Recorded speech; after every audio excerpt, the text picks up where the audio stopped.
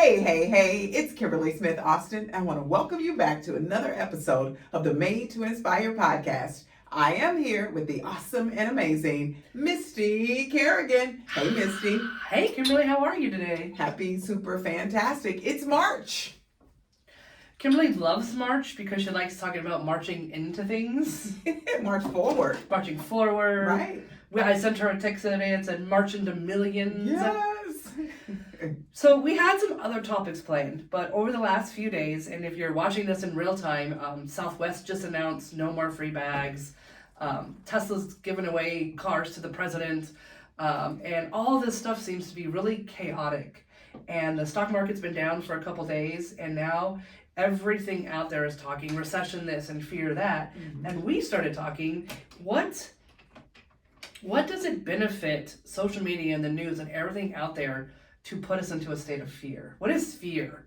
And how does it affect us when we're leading companies or we're managing people, or even if we have our own business? What can we expect in the next few months? That's a great question. And to be honest with you, I do not watch the news because of that very reason. You know, it's set up, designed to help you. And this is not a political podcast, if you know. But really, we really want to address this because what we're seeing is that people that we're coaching, people that we're training and working with, there is an extreme amount of fear that exists. And we know, and you probably know, that fear is false expectations appearing real. They're appearing real. And the truth is, we have to take control of the things that we can control and march forward with or without what's going on in this place.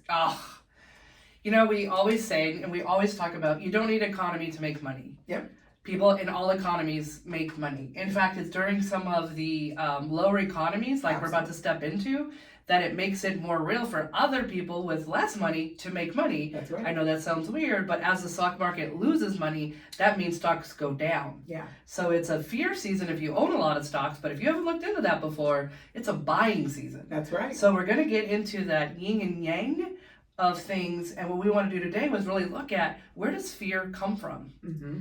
But before you get there, let's talk about the opportunities that exist in a fear-based society. And what I mean is that when people are fearful, they stop buying, right? The economy goes down. We see stock going down. We see housing prices going down. So depending on where you are in your business and your life, get ready. Position yourself for buying, right? It's a buyer's market now. When the stuff is low, maybe it becomes a buyer market, and you can position yourself to take your business to the next place or lead your people in a different direction. I had the opportunity to work with a leader yesterday, and I asked her a very simple question.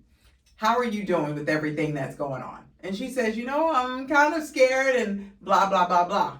And I said to her, but you're leading people. So how do you show up and shine while still leading the people?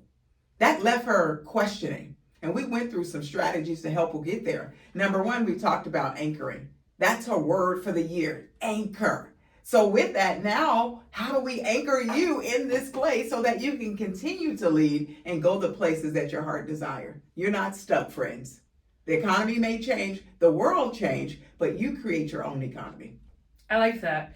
I appreciate the visual. I'm a visual person, so when I see an anchor, no matter the storm, the anchor stays into where it's at. That's right. And here's the thing with fear, and think about it when you're little. When you're scared of monsters, where do you go to?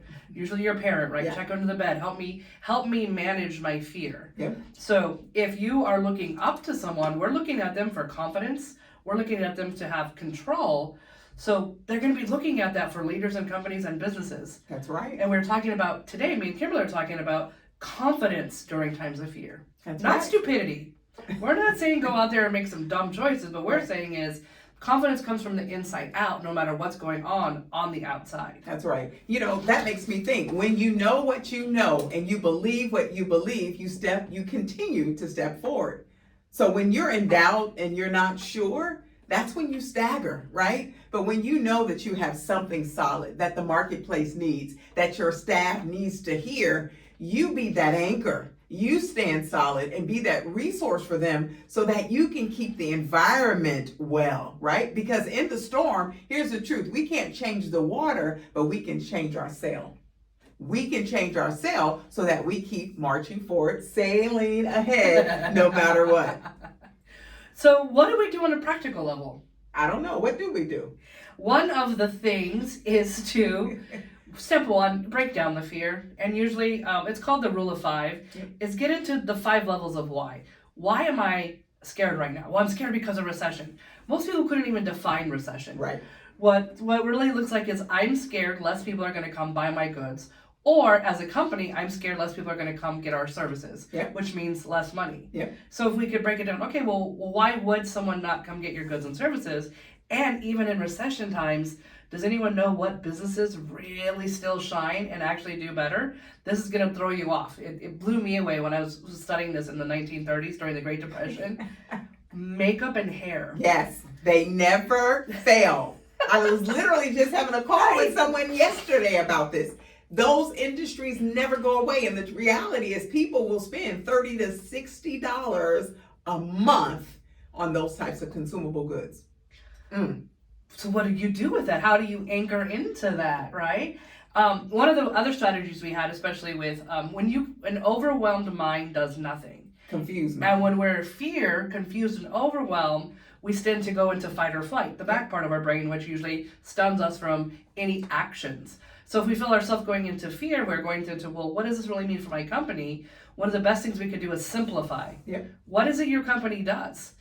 I don't care what market. I've met people that made millions in the housing industry, right? And we know realtors who shine when it's no sale or you shouldn't sell. They're out there making money. So it really just looks like if you're in a specific industry, like for us, we're in coaching, we're in training, and we're in consulting. So where we shifting is not a huge shift, is we are now shifting to create programs to help businesses navigate fear. And the truth is we do it when they're asleep or when we're sleeping, having these things available. And that's kind of what happens when things are changing. You have to pivot. Remember that word from 2020? You have to pivot and really look at, okay, who is my business, or who are my clients, and what is my business? But better yet, how do I differentiate myself in the marketplace? Because I always say there's nothing new under the sun. Nike, Adidas, Saucony, and all these different brands, they exist. They all are running shoes. But guess what? My foot is different than Misty's foot, as well as your foot. And as a result, you may supinate, you may pronate. I know, fancy running terms. That's a crazy running term. But the reality is you're going to get the one that works best for you and the one that people are attracted to. That's how we remove some of the fear.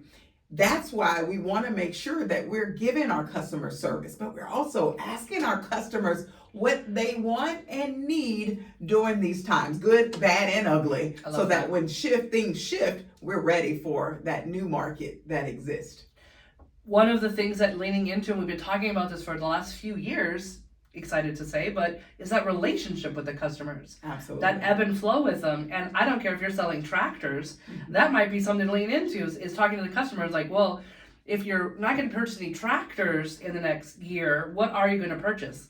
Oh, we'll probably purchase fixing them or upgrading them. Oh, okay. Well, then guess what I could switch into in part of my sales in my tractor store is coming over to your house and upgrading them for you. It really just is not, on here it says one of the things we could do is a media cleanse.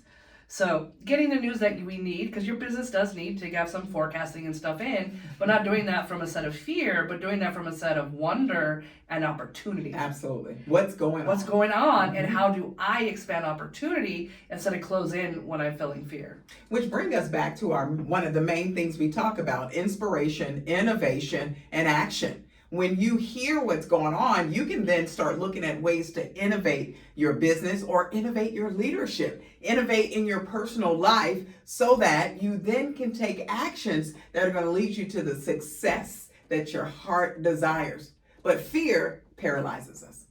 And you know what? We're ready for this. Let's say a recession does come. We just made it through 2020. Guess what you're going to do? We went a whole 2 years without a lot of travel. Grab your puzzles, get your dinner back. You're going to learn how to cook, you're going to learn how to bake, whatever. Make bread again. I don't know what it is you ever did, but we've got through something tougher.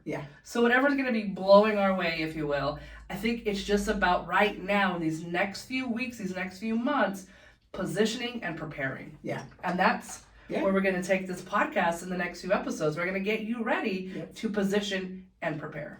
I love that, Misty. One thing, as you were speaking, I was thinking about how the world evolved, how things evolved. We've been through a recession, we've been through a depression, we've been through all these challenging things, but yet many of us still survive.